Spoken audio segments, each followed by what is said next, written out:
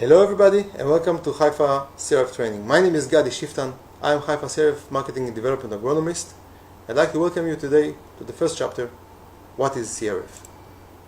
When we come to speak about the world of fertilizer, we have the commodity fertilizer, entry level, commonly used all around the world. On top of that we have the specialty fertilizer. It's a segment where Haifa is one of the world leaders. And on top we have the controlled release fertilizer. It's on top because this type of fertilizer comes also with a technology. And today we will explore this technology. The idea behind controlled release fertilizer is to deliver a available plant nutrient continuously over time at predetermined rate. With a single application of controlled release fertilizer, you can fill the crop nutritional requirements for the whole growth season. As we can see in this illustration here, we have through application of the commodity fertilizer and a single application of controlled release fertilizer for the whole season. During the production process, fertilizer granule consists of soluble nutrients is encapsulated in a polymeric shell coating. This shell coating is very thin, as you can see here in this electron microscope imaging of coated NPK granule. This is the actual NPK granule. This is the coating. It's roughly 25 micrometers, as you can see here, but you have to remember, for longer longevities we will have thicker coating.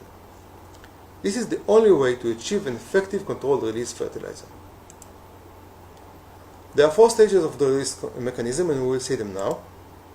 So on the first stage we have the capsule sits in the soil or in the pot, and now with the first rain or irrigation, water begins to penetrate to the coating into the capsule and dissolve the nutrient inside. This is the lag stage. It can take a few days depending on the thickness of the coating. On the second stage, we still have water penetrate into the capsule, but now we have also diffusion of nutrients through the coating into the soil and further dissolution of nutrient inside the capsule. At this stage, the release rate is constant. It can also be described by the second Fick law, the diffusion equation. So we won't go too deep into the mathematics here, but what I want to show you is the important stuff. So here we have the D, the diffusion coefficient, and we can look on the equation of the D. So you have the temperature here, and you may notice that this is the only variable part in this equation. So it comes to explain how important the role of temperature and what is the effect of the temperature on the release rate. On the third stage, we still have water penetrates into the capsule. We still have diffusion of nutrients through the capsule into the soil, but now there's a complete dissolution of nutrient inside the capsule. At this stage, the release rate decays. What's really happening is that the concentration gradient between the inner part of the capsule and the soil is slowly declining. At the third stage, after the release is complete, the coating will degrade gradually. So let's have a look on the whole process. So we have the lag stage, the linear release stage, and the decay, and of course the empty shell at the end. Now if you will open a capsule at this stage, you will find a granulated material inside, surrounded by water with dissolved nutrients. If you will open it on the later stage of the linear release, you will find smaller portion of granulated material. And of course on the decay stage will be without any granulated material anymore, and at the end will be pure water. So what controls the release? The first condition is moisture. To allow a steady release, the granule must be in moist environment, normally above 40% moisture of soil or medium. The fertilizer granule should be incorporated into the soil, and we will have a different session for the application method, but it's important that you will be surrounded by the medium, by the soil. The actual release rate is governed by the soil temperature, and it's what's determined the diffusion rate.